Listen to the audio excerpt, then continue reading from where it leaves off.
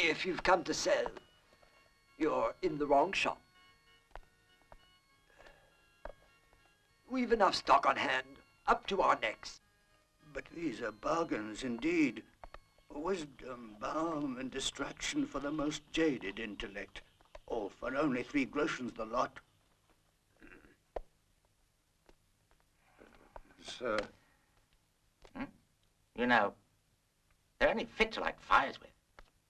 Look at those dog-eared pages and rotten bindings. Don Quixote, by the Spaniard whose name is practically impossible to pronounce. Cervantes, man, Cervantes. And you're the only person I know who can't pronounce it. Just look at this, Professor Liedenbrock. Penny Dreadful called The Fantastic Journey of Arne Suknessum. Then 2 groschens, that's hardly a loaf of bread and a flask of wine in these difficult times. Stick to your price, man. 3's fair, and 3 it shall be. Transaction, sir, you will long remember and never forget. Well, an act of pure charity. That's what I should call it.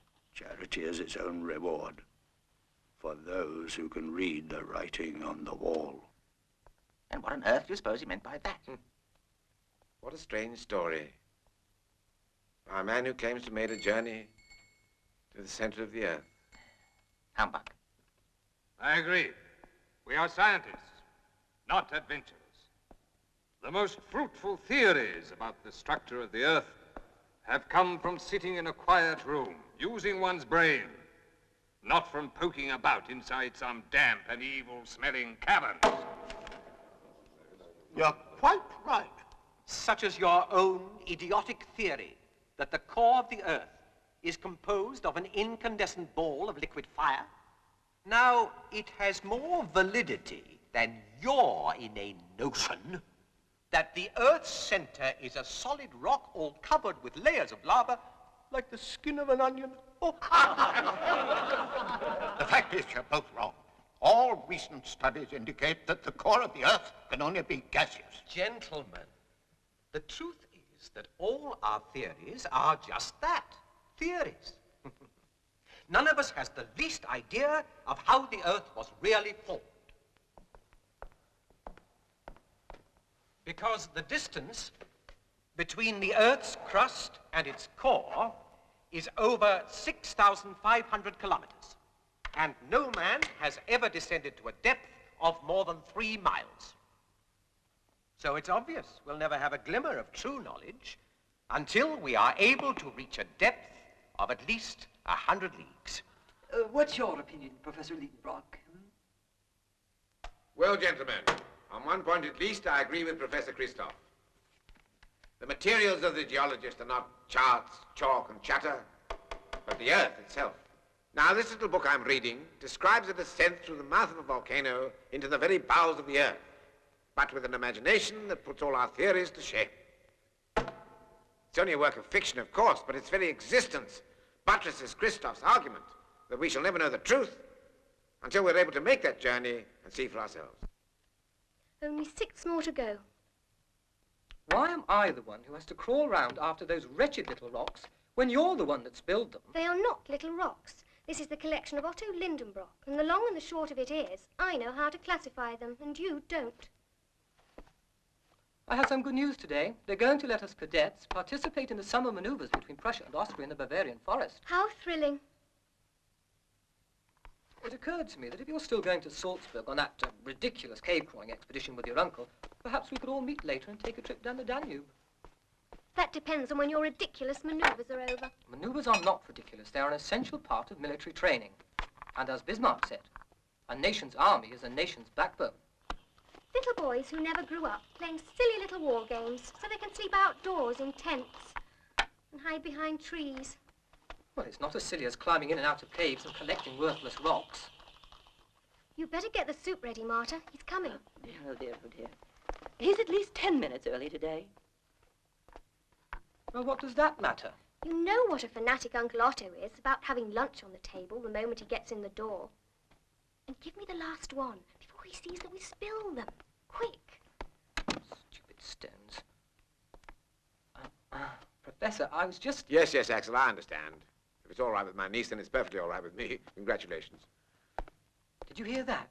He accepted my proposal even before I made it. Yes, but I haven't. After all, why should I want to marry a soldier? And why not? Tell your uncle the soup is served, Miss Globin. Because if there's a war, you might get killed. And if there's no war, you'll never be promoted. All in all, I call that a silly profession. That's a treasonous remark.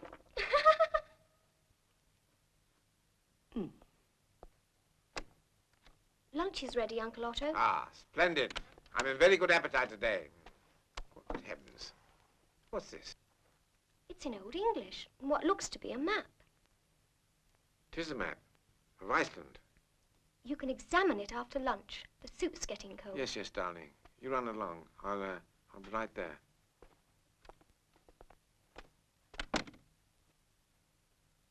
We'll go ahead and start, Martha. No.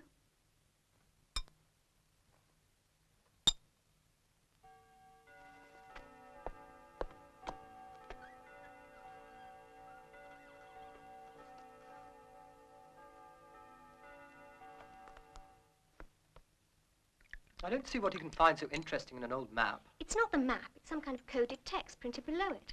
A coded text? Yes, and he's going crazy trying to decipher it. Then why didn't you tell me that in the first place? I could have done them for him and saved him from missing lunch.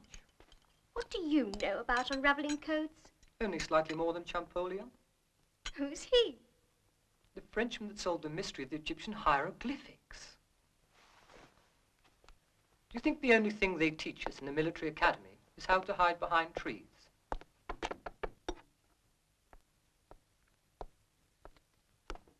Oh, dear, dear me. 7 hours. And all we've managed to decipher is the signature. If only we could establish what language this message is written in. Well, since the book is written in Old English, I feel sure the code must be in English also. It could take us weeks to go through every possible combination of these letters. Not weeks, months. The way you're going about it, Champollion. Look over here. Why didn't we think of that before?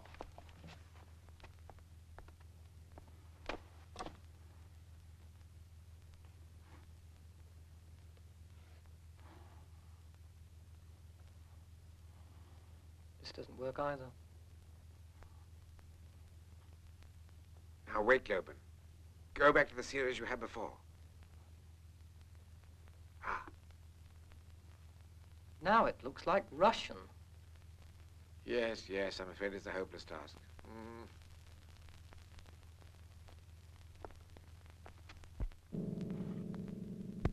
Well, I'll be. In the words of my distinguished colleague, Darwin, I'll be a monkey's uncle. Look at this. It even rhymes. Well, I'll be dashed.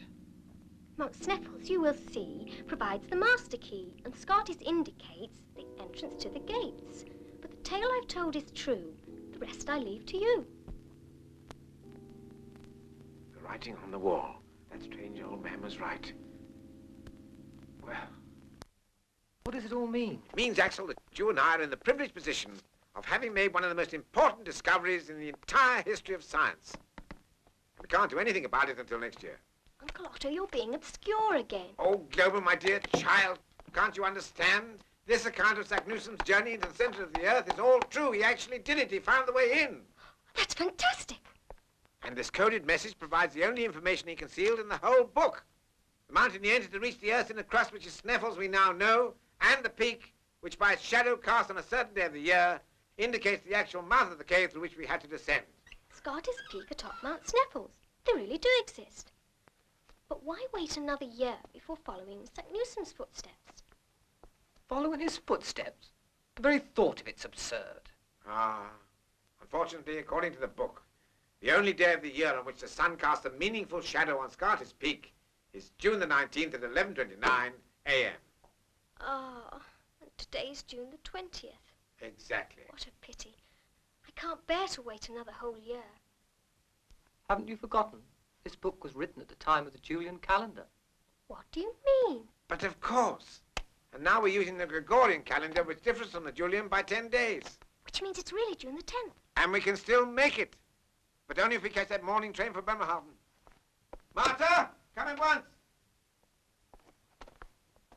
I can't believe all this. Now, let's start collecting everything we may need. You wanted to see me, Professor? Ah, Martha, please pack our bags immediately. We should be leaving first thing in the morning. Is the journey short or is it long? I mean, how shall I know what to pack? Martha, we are going on a journey to the center of the earth. In that case, I won't need to pack your umbrella. I should have bought new boots. I forbid it, Globan. I absolutely forbid you to go with your uncle on this foolhardy trip. The bowels of the earth is not a fit place for a woman. I'm afraid Axel is right, my dear. A journey like this could prove far too hazardous, even for a girl as brave as you. But you can't go alone, Uncle Otto. Who would look after you if you fell and broke a leg or something of the sort? I shall, of course. Even though it means I shall miss the war manoeuvres. Oh, Axel, that's so noble of you. Very well. If I must stay at home, I just have to make the best of it. That's the most sensible attitude, Globan. Thank you.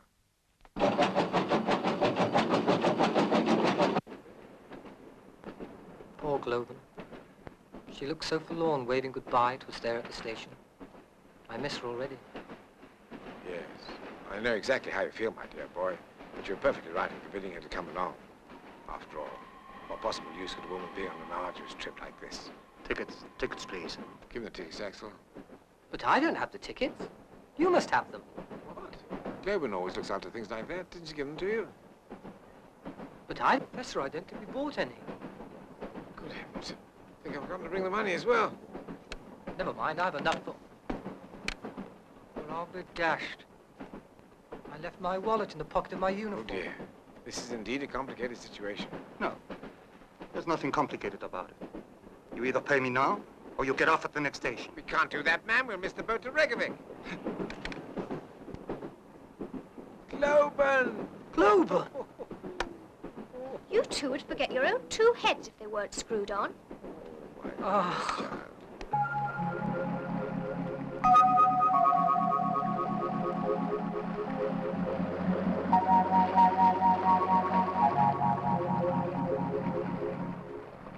What do you call this?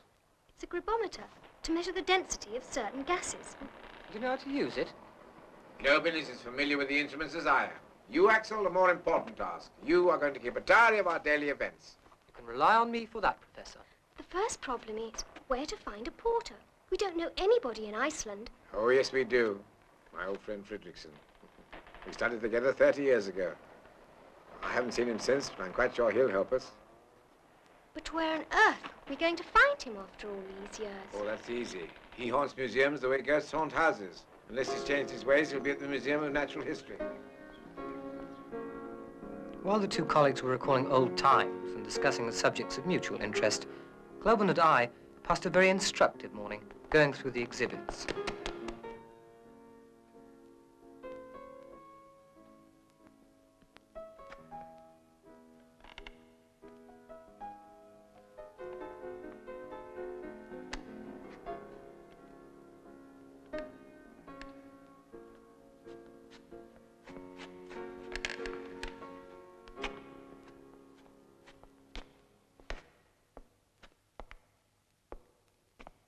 Is anything wrong, sir?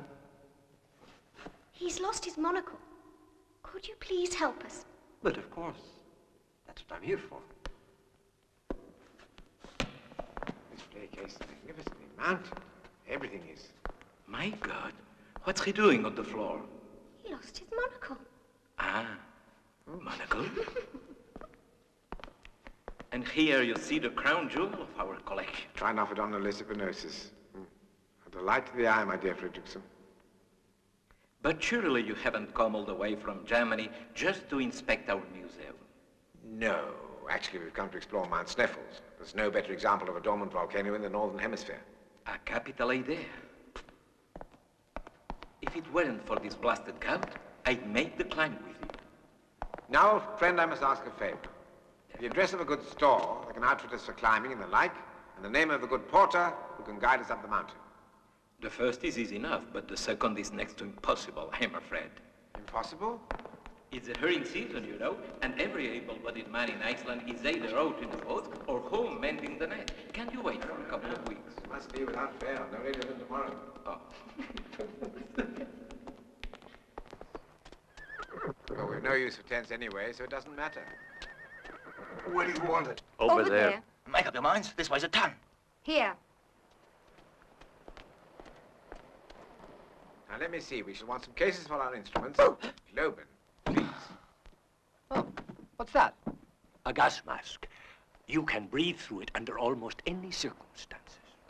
I see. It might very well come in handy. We'll take 4. Now, what can you show me in the way of lamps? The more portable, the better. I have just the thing. Now, where did I put them? Ah, yes. Hans, would you move that barrel away? Ah, if it's lamps you're after, it was sheer good luck that brought you into the only shop in town with a complete line of high-quality imported merchandise and the finest native... Just shut up and show him the lamps. Here. This is the Blumdorf lantern. Rumkopf. Ah, yes, yes. That should do very well. We'll take 4 of those also. Axel? That man over there, does he work for you? Hans? Oh, no, he's my cousin. He comes down here once a month to help me out. But he refuses to take a steady job in town or on the boats. And once a month isn't much. He's a mountaineer, a shepherd, and they are very proud.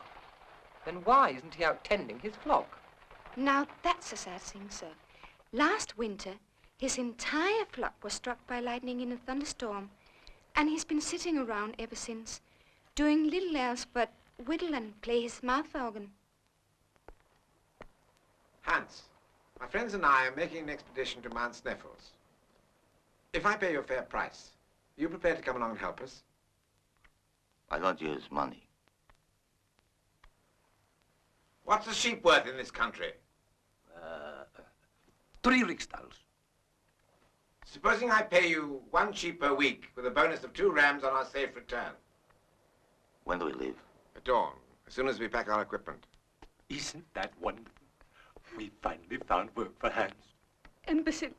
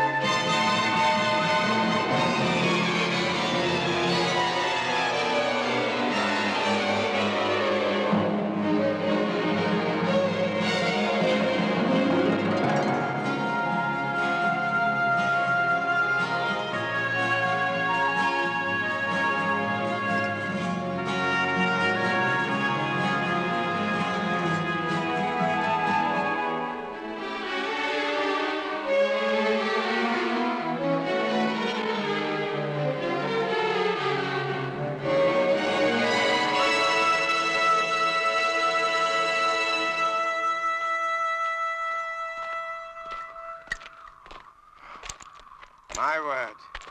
Mount Sneffels. Look at that What a view. lovely sight. This view alone makes our journey worthwhile.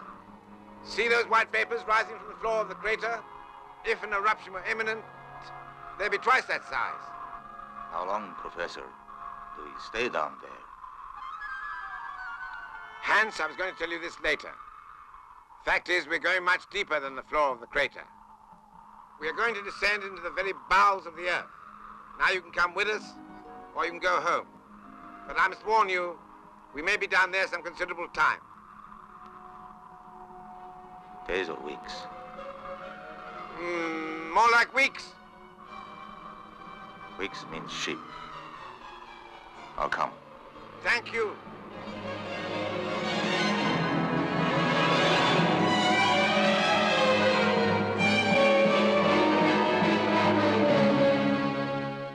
Down you go.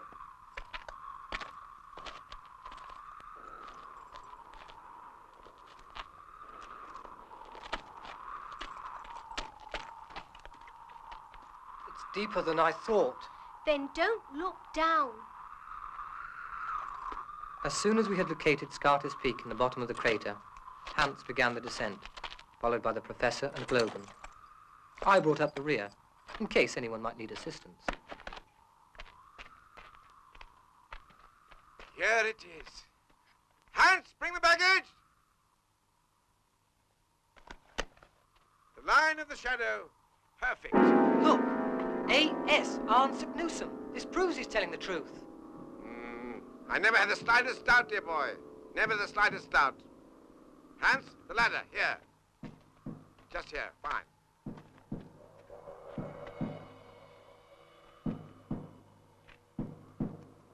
Check your lamp, Axel, check it. Slowly, Hans, slowly. Right, Axel? You descend first, Hans.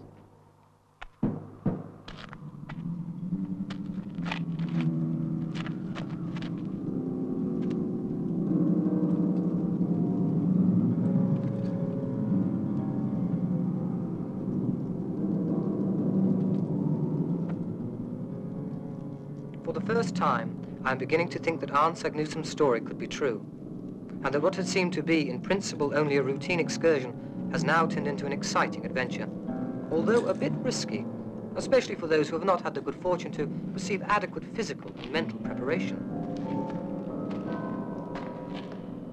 All right, Professor!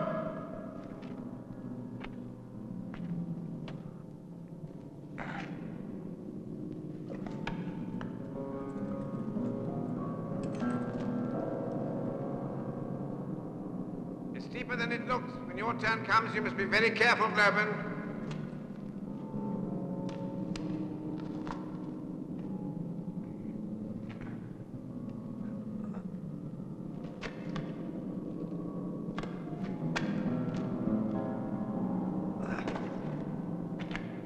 Right, stand by, darling.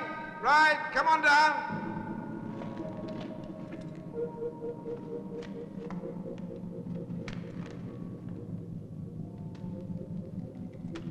Easy does it now. Easy. Right.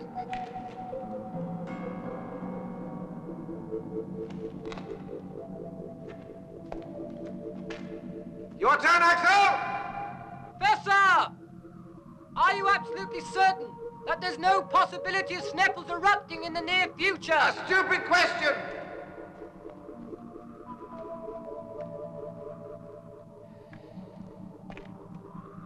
Well, once more under the breach, dear friends. Thanks to the careful selection and packing of the most essential equipment, we have been able to reduce our load to the minimum necessary. We have on hand instruments, tools, weapons, ropes, provisions for 60 days, and drinking water for 10. The quantity of water seems to me insufficient, although, according to the professor, we will find what we need once we have gone down deep enough into the earth.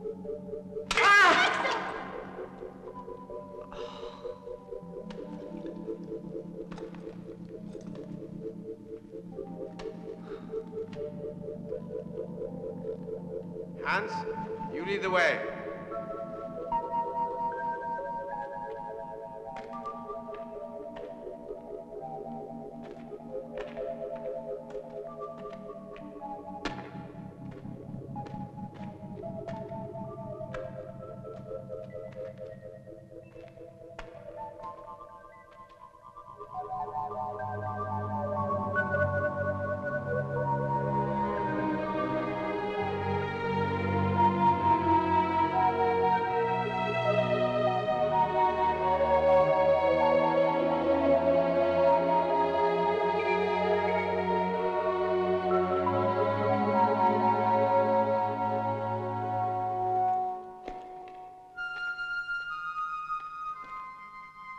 Professor.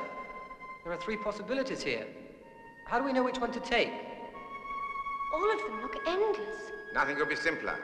We'll let Saknussemm be our guide then. Once again. This is where he mentions it. Cave descending to the left. Right, lead on, Hans. Come.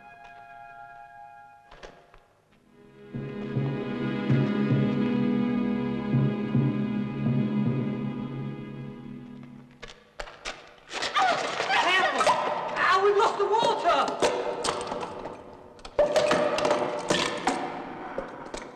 That's bad luck. Still, I'd rather it be the water than the instruments. I feel sure we'll find some good water later on. Right, my dear? Yes, Uncle. Good girl. Come on, then. Hans, lead on.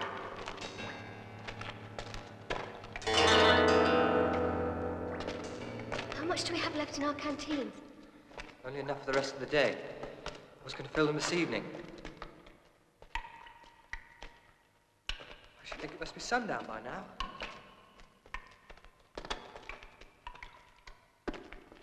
No wonder I'm so tired. No wonder I'm so hungry.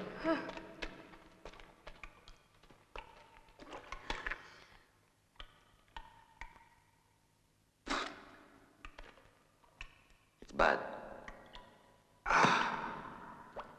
Well, don't be too downhearted. We'll find good water soon, I feel sure of it. Now then, Globin, some readings, please. Temperature, barometric pressure. Humidity, 95%. And the thermometer reading, 7 degrees centigrade. No wonder I feel chilly. What does the compass indicate, Axel? Saknussemm says here we should be heading in a westerly direction. Dead west. Good old Saknussemm. Right, let's lead on. Hans, come. If only he'd tell us when we're going to find some drinkable water.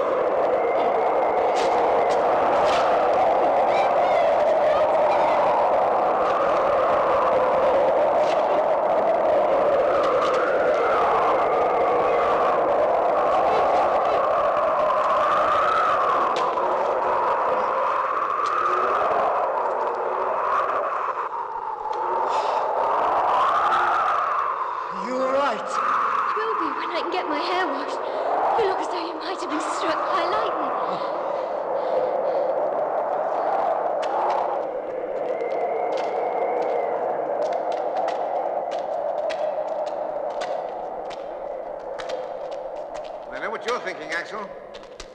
We're out of water.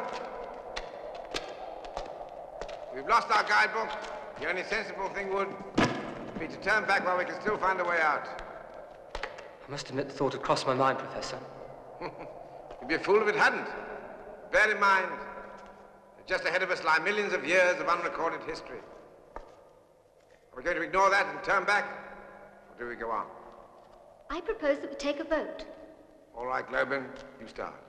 Do we go forward like civilized creatures, or do we turn back like cowards? You know, I wouldn't ruin your picnic, Uncle Otto. I say forwards. Thank you. Axel?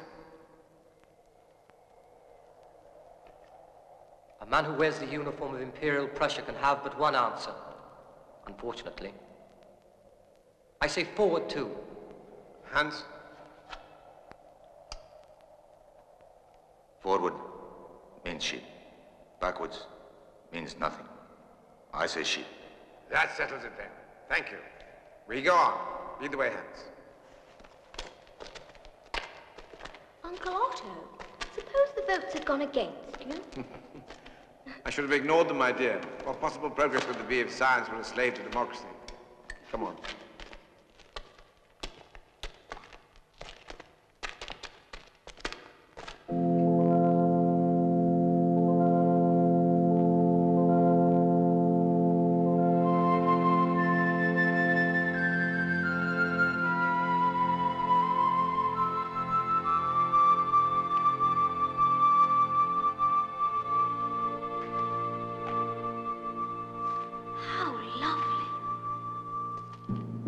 Uncle Otto, is that you?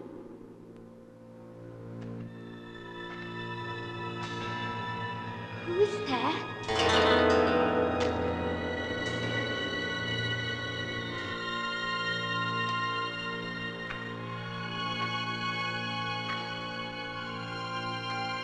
Who's there?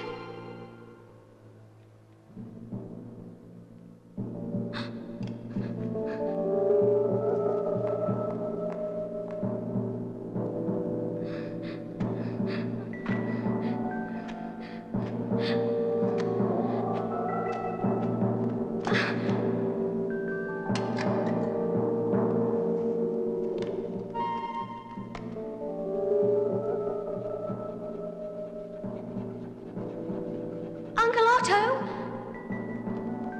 Axel? Hans? Who is that? Who's there? Axel!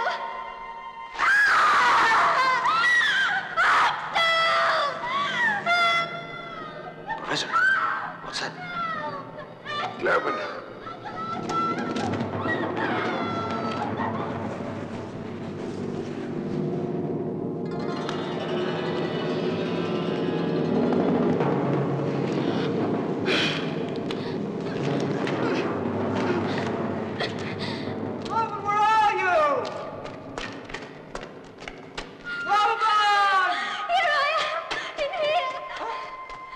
What's happened to you? I lagged behind to look at those icicles and then stumbled into this mud. Well, that much I can see. And the most incredible thing happened. Just as I was about to go under, someone appeared and pulled me out. That's absurd. There's nobody here but us. I tell you, I felt a human hand pull me out of there. Fantasy, my dear child. Some sort of tactile illusion. You saved yourself by clinging to that rock, which has the rough shape of a human hand. And the figure I saw, hiding behind a rock. I suppose you'll tell me that's an illusion also. Undoubtedly. With the disorientation, the lack of water, all of us are under considerable strain. Uncle Otto, I tell you, I saw someone. A common illusion, known to geologists the world over. From now on, you must stick closer to us.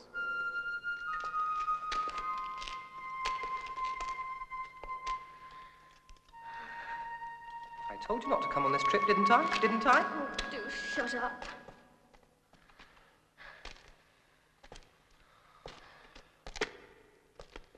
Which way now? We're confronted with another choice. Yes. Now what? Frankly, my dear Globin, at this point, your guess is as good as mine. Frankly, I'm getting sleepy. That's partly because it's been growing warmer in the past couple of hours. Trouble is, if we stop to rest now, before we find water, when we wake, we may be too weak to continue. How do you feel about it, Axel? I could go on for miles. Professor! What is it, Hans? Letters. Like the other one.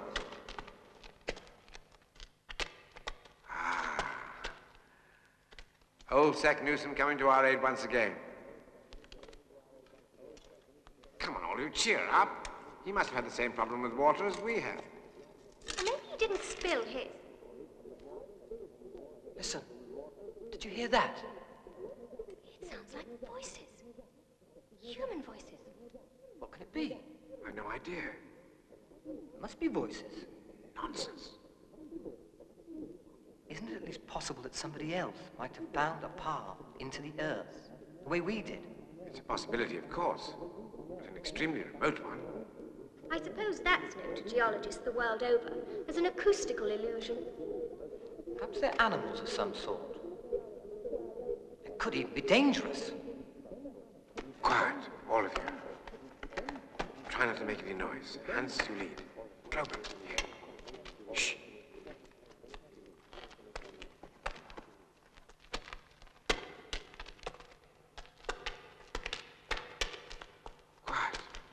Do you hear anything now? Do you hear anything now? Do you hear anything now? Do you hear anything now? Do you hear So anything it wasn't animals after all. It was us. It was us. It was us. You must be squarely in the center of an acoustical field. Of an acoustical field. All right, that'll do, do, all right, that'll do, all right, that'll do, do, all right, that'll do, let's get out of here. No, wait, Clover. Let's get out of here. No, wait, Clover. Let's get out of here. No, wait, Let's get out Clover. of No, wait, Let's get Clover. out. No, wait, Clover. No, wait, Clover. No, wait, Clover.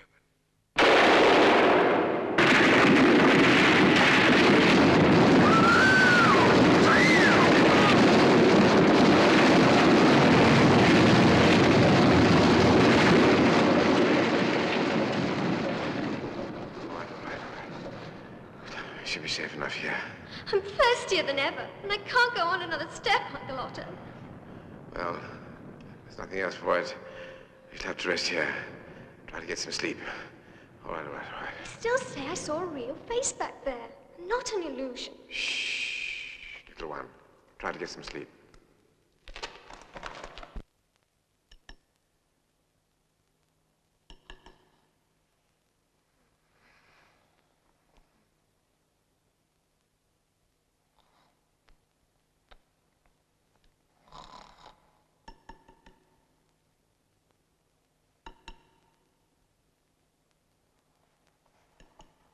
Hans, where are you?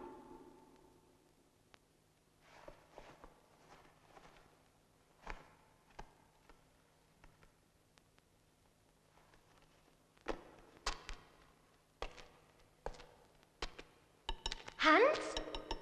What are you doing? Listen. Water. Water? I'll get the others.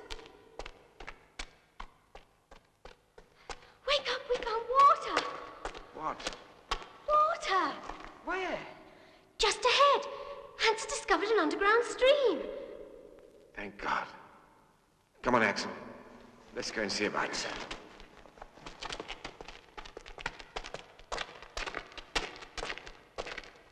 Here. Right here. Yes, no doubt about it. There's water.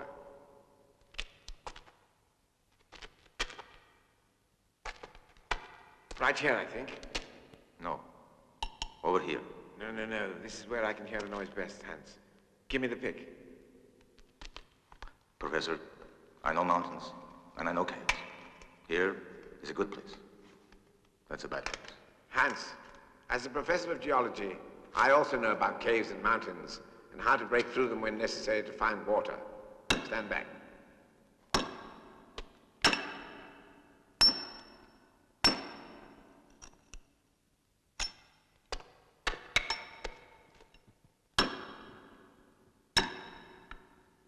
Careful, Professor. Have you lost your mind? Another inch to your right, this entire cabin would have collapsed on our heads. This simple mountain man showed more common sense than you with all your diplomas, Professor Lindenbrock. Who are you? How do you know my uncle's name? Because I have read his books. And also because I've had to listen to your incessant chatter during the past 10 miles of this tedious descent. You followed us into the Earth? Hardly, since I began my descent 2 months ago. Through Snaffle? I prefer to find my own way in, just as I expect to find my own way out again. Why? You burned your hand. A mere trifle, young lady. Quench your thirst. You're doing scientific research, Mr. Olson, simply call me Olson. Like any civilized man, I include the natural sciences among my hobbies.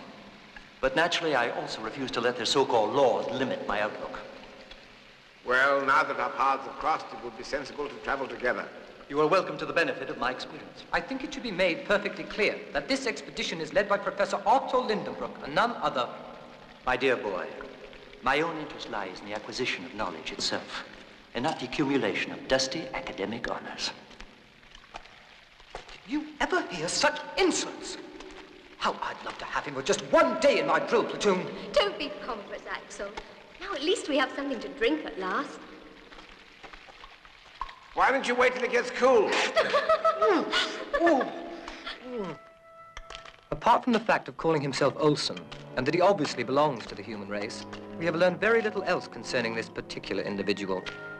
All that we really have determined is that his only equipment consists of a mysterious metal box.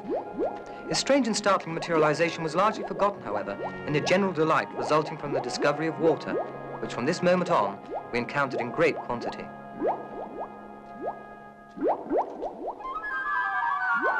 Globan appears to be the one most affected by the annoying presence of this Olsen. I'm afraid we've taken a wrong turn and lost the others. How tedious. At least we're alone for a change. If you're referring to the absence of Mr. Olsen, I must say, I find that of no great comfort. Well, I think he's boring, conceited, and rude. Yes, but who cares anyway? Who cares what he's like when he has such interesting eyes? Well, if that's all you could say...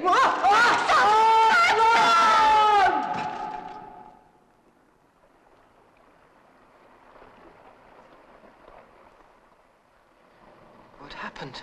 It's all right now, dear boy. The worst is over. Globan? Not a scratch on her. In fact, she's out there having a swim. Come on.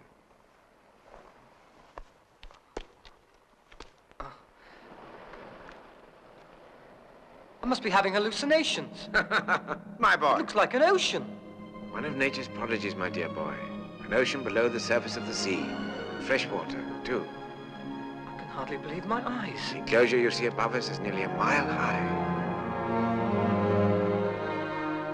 Steady now, steady.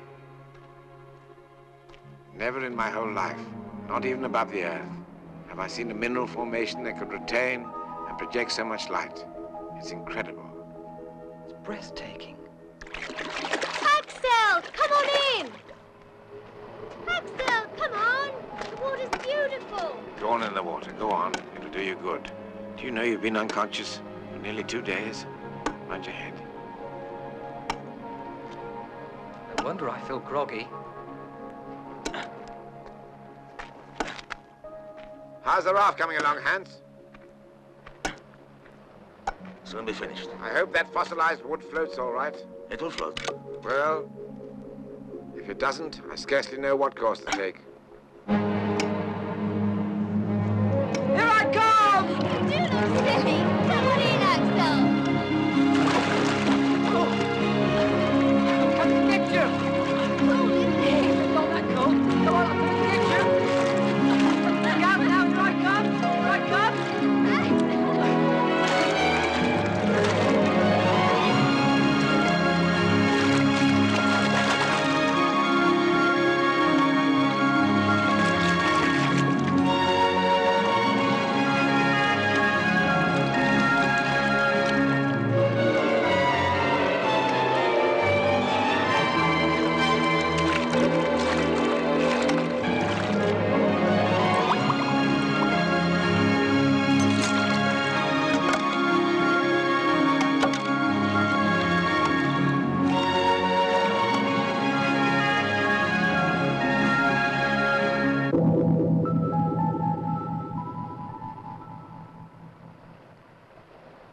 May I have my clothes back?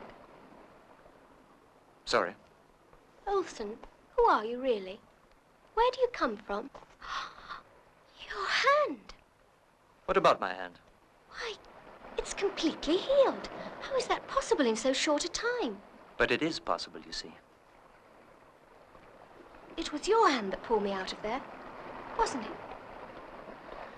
I don't know what you're talking about, Globan.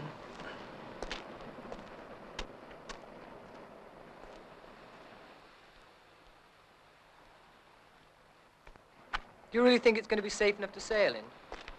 Hans assures me that it will float. I simply can't get over this strange light. It's uncanny. Fantastic. fantastic. Yes, but no more so than the aurora borealis and caused by the same sort of simple ionization. Look what I found. What a pretty shell. Oh, my dear child, treat that very gently. Oh, it turned to sand. All these things you see are fossils, not shells, Globin. Does that mean there are still living creatures out there? I should be very surprised to learn the contrary, Axel. Where are you going, Hans? I need a rudder. Well, you carry on working. We'll go and look for something.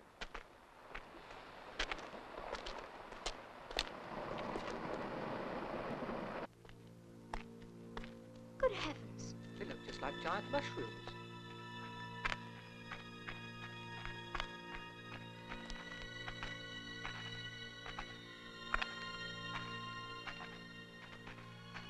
Huh, they look like wooden mushrooms.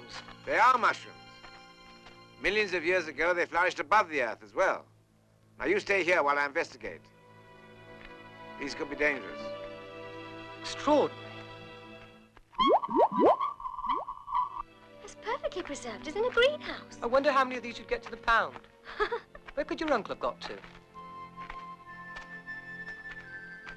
Uncle Otto!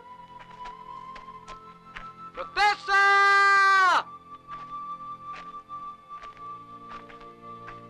Uncle Otto! All right, Axel Globin. You can join me now. But take great care. I'll explain presently. Come on. Walk gently. Why? It looks innocuous enough. Innocuous it is not. That pollen can be fatal. If it falls on you, it can cause histoplasmosis. You see that sort of red dust on the top of them? It's dangerous. Huh. As I've already said, can be fatal. Now, we must get away from here in case a breeze springs up and loosens it. Now, whatever you do, don't touch the mushrooms. Ready? Run for your life! Out of here!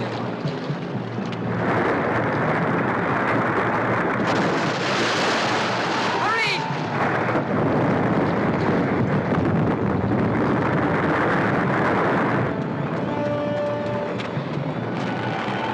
What was that? Explosion. A second earlier, we'd have been underneath that poison dust. Boss, come on.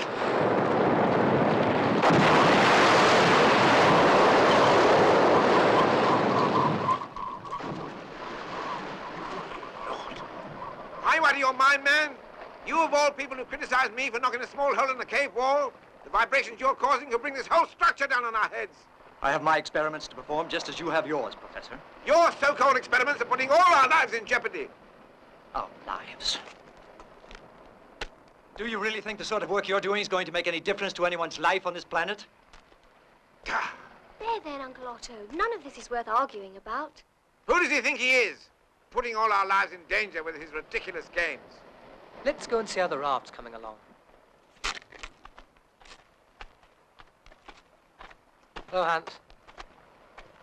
I found a rudder. Well done, Hans. How soon do you think you'll be ready to launch her? Soon enough. Splendid. You work very well. I'll get our gear together. I'll go with you.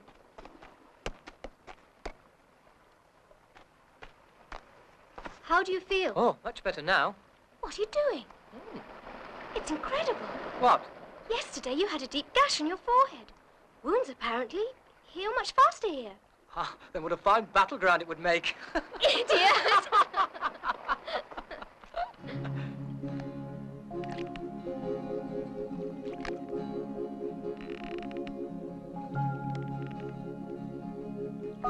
From the moment of its launching, the raft had proved that it could sail beautifully, to the great satisfaction of everyone.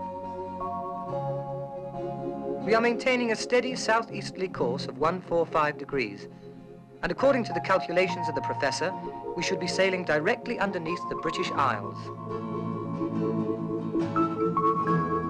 The only noticeable inconvenience has been the discomfort produced in those persons not trained to rise above every type of difficulty.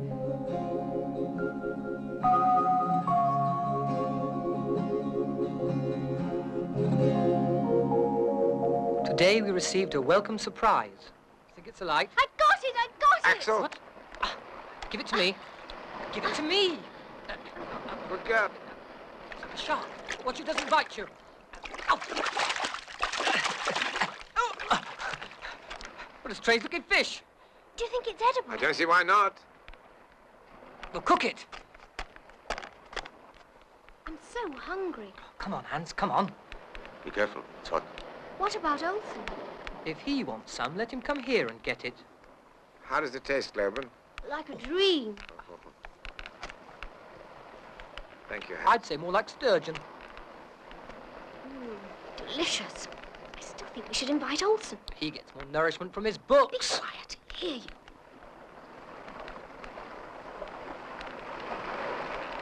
It's growing warmer here. 32 degrees. Well, that's not excessive considering we're 100 miles beneath the surface. It's excessive enough for me. I'm going for a swim. Don't anybody look. You'll get indigestion.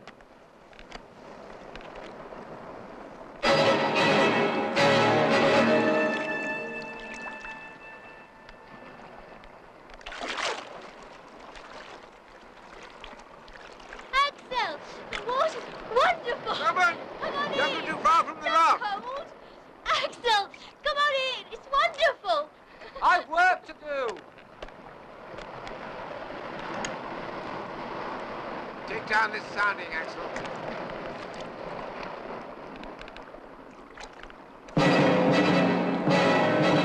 Oh! Quick! Grab him. Axel, Hans, help me. Ah. Oh.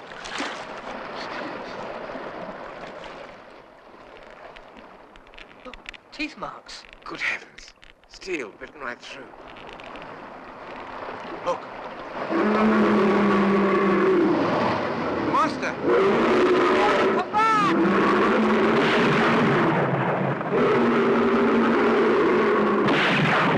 Hurry! Come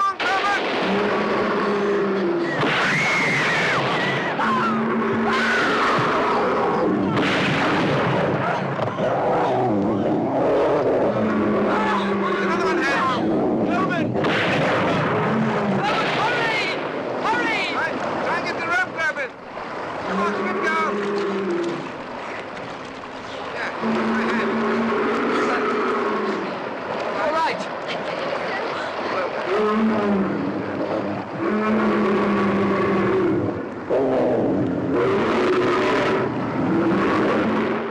Just look at them.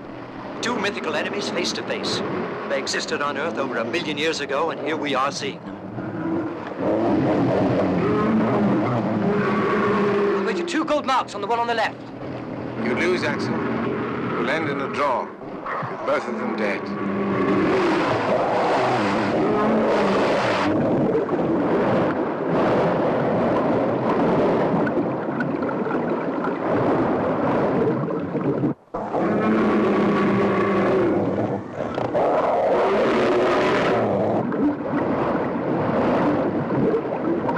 Give me the rifle, Hans. We've got to get out of here before the blood attracts other monsters. Pull the sail down. Quickly. The oars out. Hurry. Come on.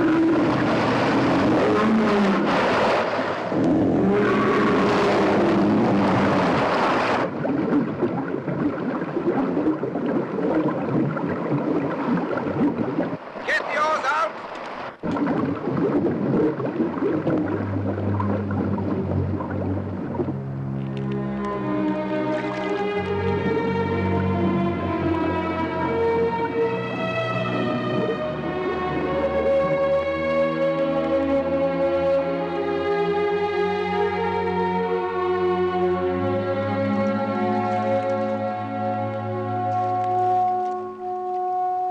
Professor, look over there. Looks like a giant whale.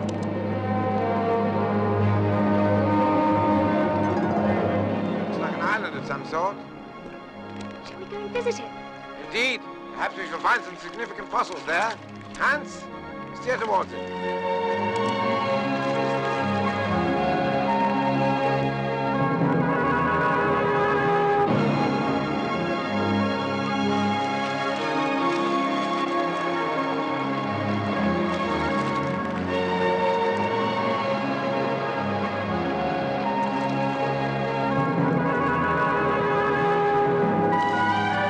Axel,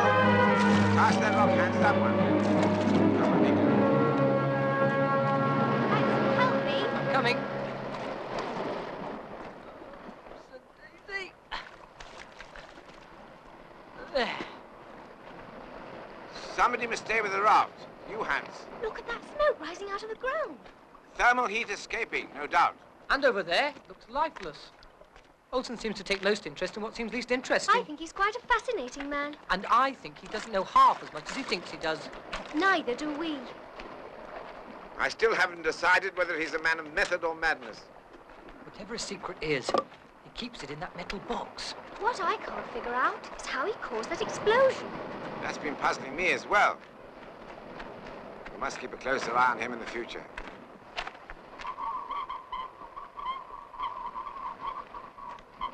What strange rocks. Look over here, Professor. A battalion of giant tortoises. What an incredible sight. Fossils of the giant tortoise. They must have been here for centuries. Amazing. What a pity they're all dead. It's better they are. It could be dangerous. What's that noise? You know, I've never seen a dangerous turtle. They must have been man-eating, but they died of hunger. They were too slow to catch their prey. Can you imagine what would happen if they surrounded us to attack us? Coward. Can't even move. Huh? It moved. I swear it did. Why? It seems to be alive. It's astounding. They're not fossils, they are alive. They must sense some natural catastrophe. Back to the others, quickly. Come on, Groban, quickly.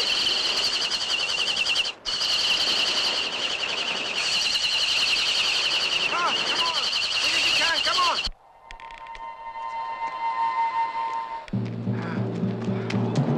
Get aboard, Olsen.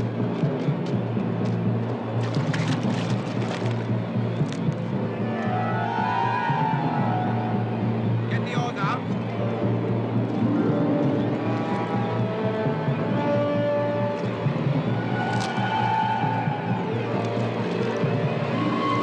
Keep us steady, Hans.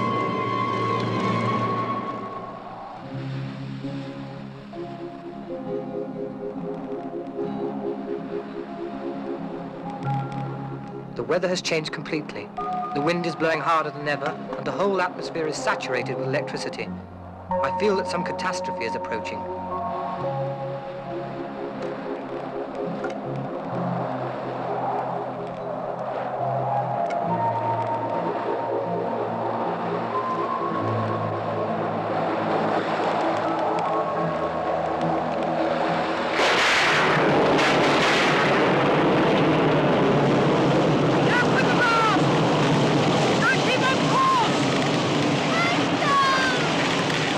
They found or something.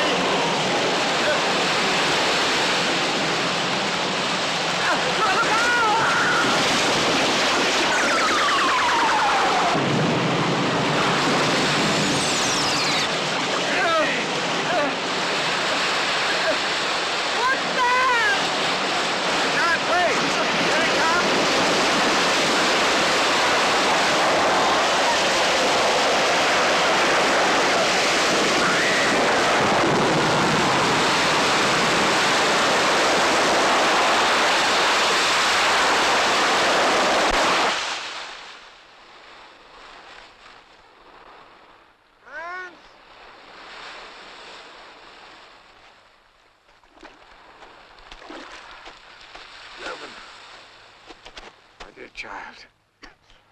Are you all right? Axel. How is Axel? You'll soon see.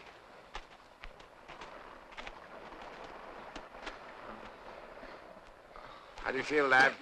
Cloven. Where's Cloven? Well, the first thing you think about is each other. You must be all right. Where are we? Yes. Where are we? A rough calculation will put us somewhere beneath the surface of the Mediterranean Sea.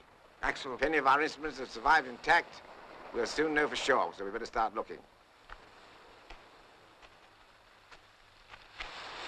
What about Olsen? Yes, I forgot all about him.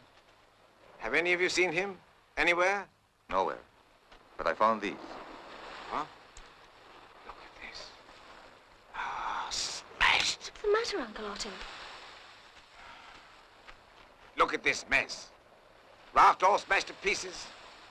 My precious instruments broken. We don't even know where we are. It's enough to make any man despair. It's not your fault, Uncle Otto. Under the earth, you have to expect the unexpected. Yes, you're right, my dear child. As always, you're perfectly right. Nothing is going to prevent me making this appointment with history.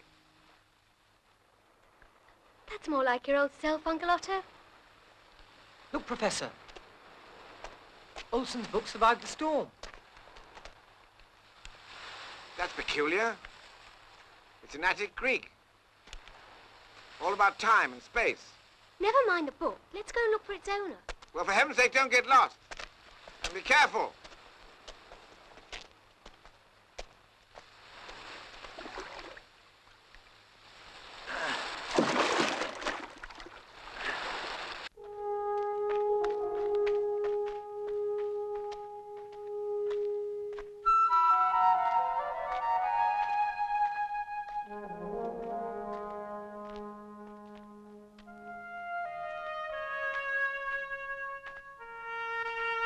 How strange. There's nothing but bones all around us. We've discovered a prehistoric cemetery for animals, apparently. What's that? Femur of some kind of primate, I should think. Prehistoric graveyard or not, how do we know that some of these animals might not have a few living descendants round here? Look over there. Dinosaurs' teeth. We must take samples back for Uncle Otto. It's a molar with a cavity.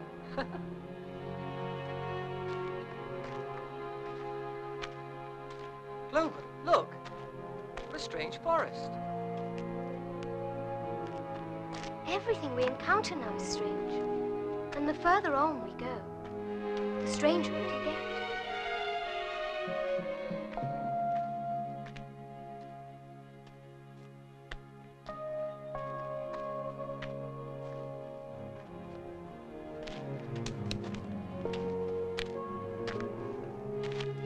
Like a dream. Yes. I think we've come far enough.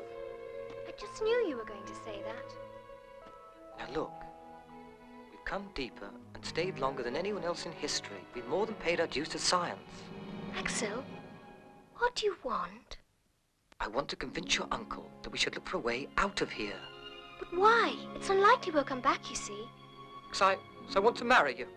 That's why. Oh, Axel. The prehistoric boneyard's no fit place to bring up babies. Babies? Oh, Axel.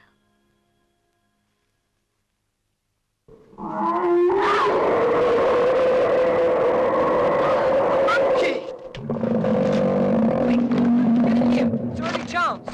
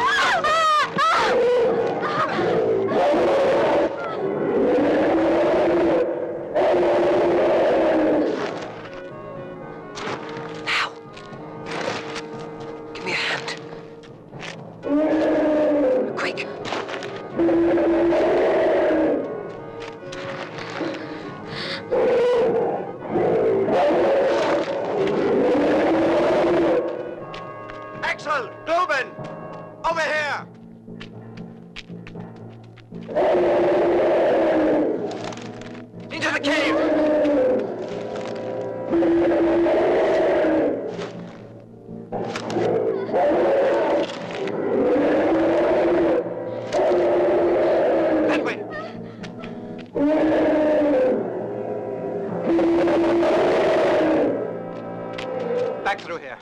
Where are we going? Just follow me.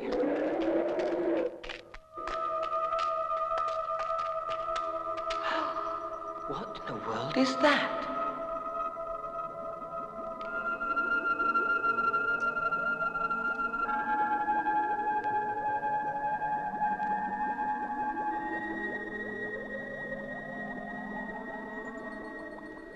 Why, Olsen, all those. Better not to ask, Look.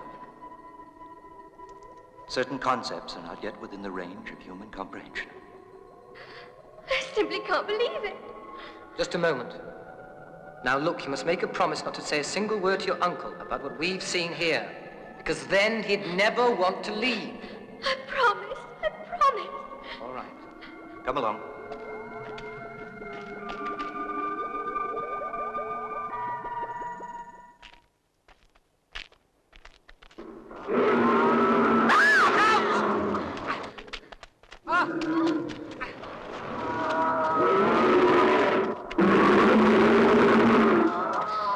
Dinosaurs!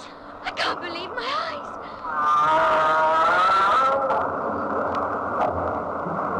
We'll have to return the way we came.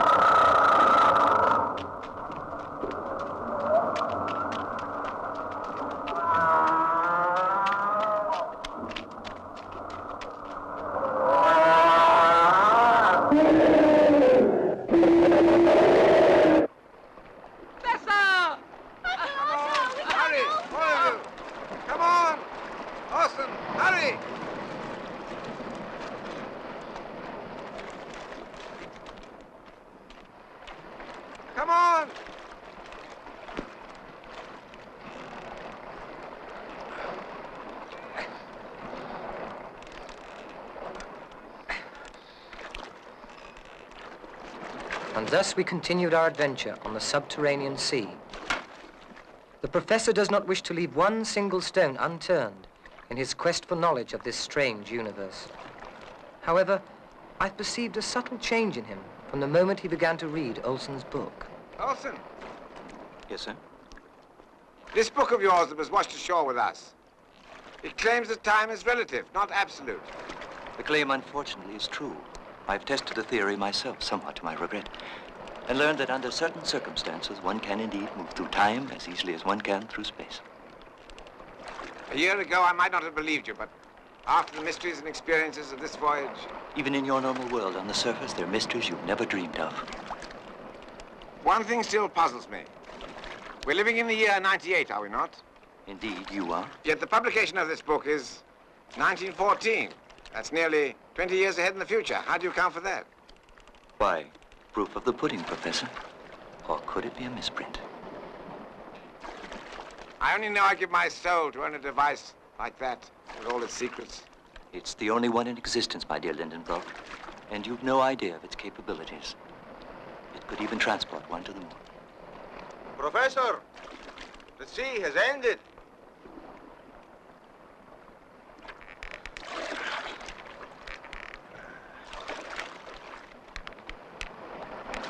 What is it?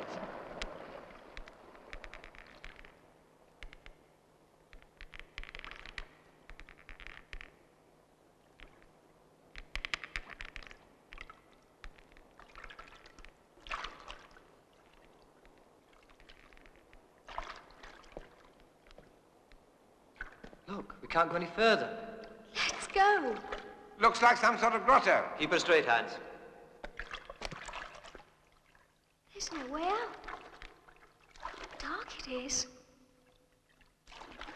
We'll never find our way out of here. Then we'll have to turn back. Turn back? Never. Try and secure it to that rock, Hans. Take the lamp. Steady, Cloven. These rocks are very slippery.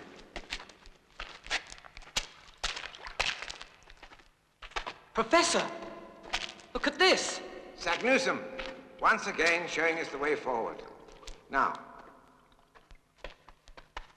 we must try and force our way through this wall of rock. But suppose there's nothing behind it, but another endless sea. Then it's our duty to find out. We must get ahead as far as possible. It's useless, Professor. We're not even making a dent in it. Then I'll try even harder. We must get ahead. Be reasonable, Uncle Otto. The task's impossible. In search for truth, my dear child. For Uncle Otto, nothing is impossible. Now, please stand back.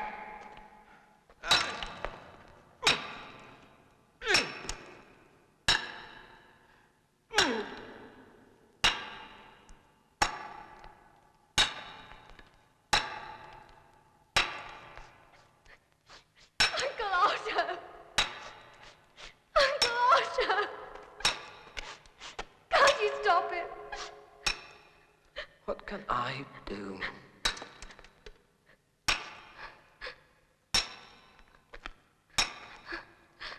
Olsen, only you can get us out of this plight. Do something. If you wish. Professor! Professor! Your dedication is admirable. But this is a task that I alone can accomplish. Get back on the raft. What are you going to do? Keep the raft as far back as you can from this point. This will only take a few moments. Olsen, what about you? I told you long ago. I found my own way in. I'll find my own way out again.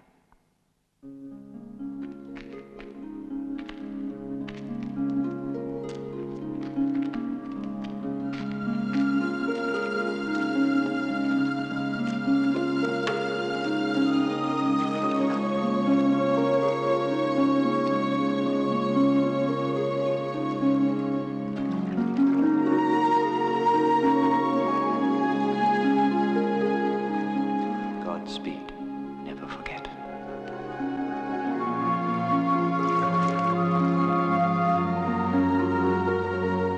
I'll remember you, Olsen.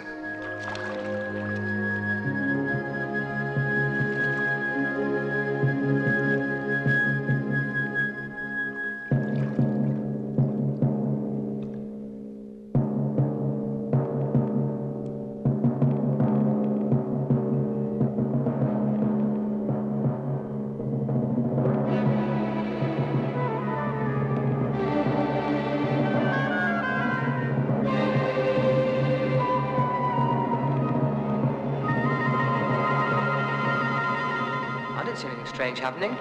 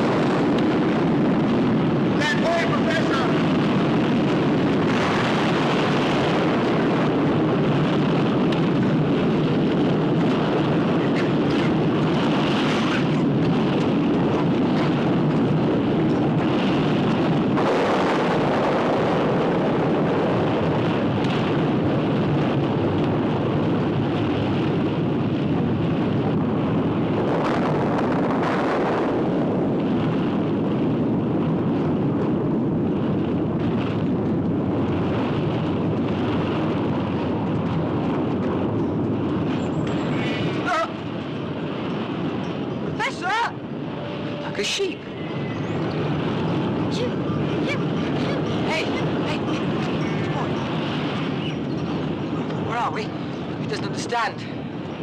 Where are we? Tell us! Try the languages. Who's in there? Who's in there? Listen, listen, little boy. Where are we? Answer me. Answer!